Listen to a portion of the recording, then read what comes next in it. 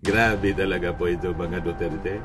Sabi ni General Torre, talaga niyang papalagan ko. Yan yung reaction niya ngayon. Tatawagin kang unggoy dahil ba maitim ako? Pari-pareho tayong Pilipino.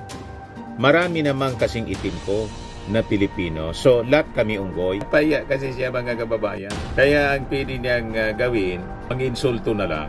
Sabi ni General Torre, ibig ba niyang sabihin, marami naman na niyang mga maitim na Pilipino. So, lahat na maitim na Pilipino, unggoy, gumawa ng senaryo para iligtas sa kahiyan, isalba sa kahiyan yung kanilang kakampi na si Baste na Chupi. Help Typhoon victims, buy tickets for boxing for Akos, July 27, 9 AM at Rizal Sports Complex, Malati, Manila. Watch live via PNP FB. Like, share, comment. Ayan ang pinost. Nagpapagang mga balita at pagtalakay sa mga isyu na lipungan. Bulsa! Opinyon, banat at paglalantad sa katotohanan. Bulsa! What you see is what you get. You decide. Hello po mga kababayan, si Dante Maravillas. Dito muna tayo sa ating podcast, Life with Dante M. Hindi na po matiis ni PNP Director General Nicolas Torre yung mga pang-insulto sa kanya ni Baste Duterte. Na matapos mga kababayan umatras, muli siyang tinawag na unggoy. Grabe talaga po ito mga Duterte. Sabi ni General Torre, talaga niyang papalagan ko. Yan yung reaction niya ngayon. Tatawagin kang unggoy dahil ba maitim ako? Pari-pareho tayong Pilipino. Marami namang kasing itim ko na Pilipino. So, lahat kami unggoy. So, pinapalagan ko talaga dahil nawawala ang humanity ng ating mga kababayan. We stood up to the bully. The bully ran away. Panalo si General Torre. Napaiyak kasi po si Baste Duterte kasi siya yung naghamon. Nang kinol ni General Torre yung hamon niya, ayon, lumipad pa Singapore. Pagkatapos nagsabi, hindi man na niya ako naghamon ng ganon. Ang sabi ko niya, kung yun nga, kung lalaki ka talaga, suntukan tayo. Hindi naman kita hinamon. Sinabi ko talaga, kung magsuntukan tayo, mabubugbog kita. Hindi kita hinamon, tanga. You are just as stupid as the journalist that asked you. Napaya kasi siya mga kababayan. Kaya ang pwede niyang gawin, mag-insulto na lang. Sabi ni General Torre, ibig ba niyang sabihin, marami naman na niyang mga maitim na Pilipino. So lahat na maitim na Pilipino, unggoy. Ganon kabastos mga kababayan, ang mga Duterte. Ganon sila magmaliit sa kanilang kapwa. Nagkamali siya mga kababayan ng mamaliitin si General Torre na isang astig na bulldog. Kaya sabi ni General Torre, I responded to him because our fellow citizens, humanity is being taken away. That's not allowed. It's not just because you are in power that you are allowed to do whatever bullying you want to do against people with less power, sabi po ni General Torre. Ngayon, dahil po successful, kahit hindi nag-show up si Baste, naging successful. Naka-generate ng more than 20 million na donations si General Torre. Siniraan ngayon ng mga kakampi niya Baste, yung naging event. Ayan, iniral pa po mga kababayan. Mandatory pala mag-attend ang pulis sa boxing match at mandatory din ang mag-donate. Totoo ba ito? Sabay post ng mga usapan mga kababayan sa cellphone na malamang sila man lang po ito. Gumawa ng senaryo para iligtas sa kahiyan, isalba sa kahiyan yung kanilang kakampi na si Baste na Chupi. Hindi na po ninyo yan mababawi. Talagang Chupi po. Ayaw lumaban. Kung gusto ninyo, kayo na mag-arrange. Sabi ko nga kahapon, kayo din ang gumawa ng event. Kasi nag-initiate na nga po si General Torre. Di kopyahin ninyo yung ginawa ni General Torre. Kayo ang mag-organize ng event para sigurado nang matuloy na magsushow up si Baste. O di si Baste, kasi siya naman yung naghamon. Siya mag-organize ng boxing event para matuloy lang yung suntukan na sinasabi niya. Nagugulpi niya itong si General Torre. Bakit hindi ninyo gawin? Mag-organize kayo the same boxing event. Siguro naman, wala na kayo magiging rason pa para si Baste umiwas pa. Di ba? O di kayo mag-organize para walang conflict sa lakad ni Baste.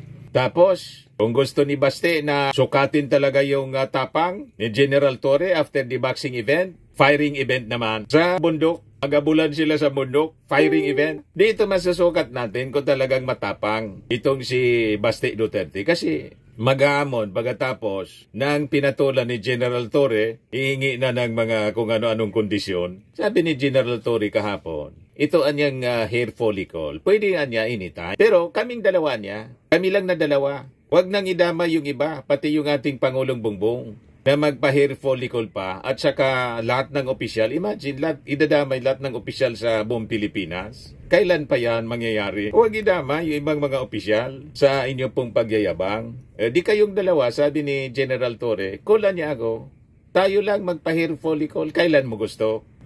Yan ginagawa ninyo. Gawa kayo ng kung ano-anong video. Binubugbog ni Baste si General Torre sa AI video ninyo. Fake video. Diyan lang kayo panalo sa paggawa ng mga AI video para sabing matapang. Inapakalinaw po na tsupi yung inyong manok. O ngayon, basahin ko po sa inyo itong mga pinapakalat nila na usapan sa text. Yan o. Dating official pala to, mga kababayan ni Digong. Sabi dyan, good evening po sir. For info po, sir, detailed kami bukas sa boxing match. Though walang order po, we are instructed to attend and proceed to the event. Iwan ko po paano na-stand ng kapwa ko na tapos tinakpan. I could not stand even while attending conference briefing na beyond mandate na to hold a boxing match aside from violation of code of ethical standard as government employee. I-graft in corrupt act pa kasi utilizing government funds for or in an event not covered by our mandate, even if it is for a cause or charity. The ends does not justify the means po talaga. Help typhoon victims, buy tickets for boxing for a cause, July 27, 9 AM at Rizal Sports Complex, Malati, Manila. Watch live via PNP FB. Like, share, comment. Ayan ang pinost nila mga kababayan. Iyang dali-dali gumawa ng ganyan. Ititext mo lang yung kasapakat mo para magagawa ng senaryo na may pulis na nagreklamo na ginawang mandatory ni General Torre. Sabi ni General Torre, hindi man na niyang mandatory to na ginawa kong event. Wala man na niyang pondo. Kasi fundraising nga eh. Walang pondo galing sa gobyerno. Lahat galing sa mga nagmagandang loob. Kasi nga, charity boxing para maitulong 20 million yung na-raise kahit hindi sumipot si Baste Duterte. Napaya kasi kayo, kaya gagawa kayo ng mga senaryong ganyan. Napakadali na umimbento ng ganyang tech. Yang ilig-ilig ninyo sa mga piking mga balita, pati nga police report ng LA, piniki, siraan lang si First Lady Liza Marcos. Ano pang hindi magawa ninyo dito sa boxing for a cause? Di ba po? Kaya kinounter agad ni General Torre, post siya 4 hours ago. Fake news alert. Hindi po totoo na inobliga natin ang mga pulis na umattend sa charity boxing match. Hindi po kailangan kasi kinulang na nga mga ticket na maibenta, di ba? Hindi po kailangan kasi kinulang na nga kami ng ticket na maibenta, di ba? Ito ay gawa-gawa lamang ni retired Brigadier General Fillmore Escobal na naging Regional Director sa Davao ng mahigit 2 taon. Si Escobal ay isa sa mga general na kasama ni Digong noong hinuli ko siya at pinadala sa The Hague. Sa buong panahon na nasa Villamor Air Base kami, ni hindi makatingin sa mga mata ko si Escobal dahil sa takot at nung inihatid ko si Digong sa eroplano, dumaan pa kami sa harap niya pero yumuko lang siya. Ni walang attempt na tulungan ang boss niya. Pari-pareho lang silang mga duwag. Kaya talaga kung matapang kayo, amonin na ninyo ng yung sinabi natin sa bundok na gawin ninyo. Iwan ko kung magso-show up kayo. Dito nga, boxing nga lang. Hindi sumipot si Baste. Yun pa, nahabulan po sa bundok. Sanay dyan si General Torre. So tinawag niyang duwag, mga kababayan itong retired general, si Escobal. Sukatan na ng pagkalalaki. Subukan ninyo si General Torre. Kaya pang-insulto na lang po ang ginagawa ng mga DDS. Torre, champion sa shadow boxing daw. Yan congrats. DDS Legacy po ang nag-post. Diyan sila magaling sa mga pang-insulto. Pero sabi ni General Torre, mga duwagan niya. Anyway, yun lang po ang ating short video dito. Si General Torre dumating na doon sa Congress para sa SONA ng ating Pangulong Bongbong. Kung hindi pa po kayo nakasubscribe dito sa ating YouTube channel, click subscribe ninyo po. At sa mga gusto na mag-negosyo po nito, I am Worldwide Amazing Pure Barley, Organic Barley, Powdered Drink Mix from Australia. Mag-message na lang po kayo sa akin, kung hindi sa aking anak na architect entrepreneur, Riz Maravillas. Lagi nating tatandaan, mga kababayan, sa buhay, you become what you believe. Ako po si Dante Maravillas. Bye-bye. God bless. Ito naman po, Firmax Firming and Lifting Cream. Pinapahid po sa mga pulses in affected area. Mainam po sa paninigas ng mga kasukasuan. Ito naman po, Automax Radiant Serum. Sa mukha naman yung application. Anti-aging po siya. You will look 10 years younger than your age. Sa mga cancer patients naman po, baka lang gusto ninyo itong itry. Ning siya Red Mix Fruit Drink. Hindi mo po siya gamot, food supplement siya. Kaya lang, gawa siya mga kababayan sa goji berry. Yung goji berry may anti-cancer properties. O ngayon, yung mga inquiries ninyo, dumiritso na lang kayo sa aming messenger sa Facebook para masagot namin agad. Ayos pa? Ayos na ayos niya, Mr. Maravilla. But anyway, ito po pala yung aming bagong product na binibenta online.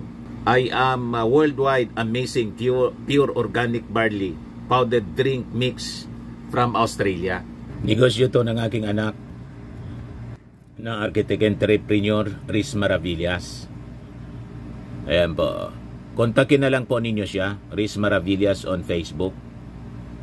Ang mga health benefits niya, boost immunity, improves digestion, enhance energy levels, packed with antioxidants, prevent cancer. Sa mga nagana po ng malinis and spacious fitness gym, pumunta lang po kayo sa aming Colossal Fitness Gym. May Grab car rental din po kami. Ito naman po yung bago naming product na binibenta online. Eye Glow Serum, whitening po siya. Tingnan ninyo yung epekto sa aking anak na architect before and now. Yung mga inquiries po ninyo, dumiretso na lang kayo sa kanyang Facebook account, Riz Maravillas.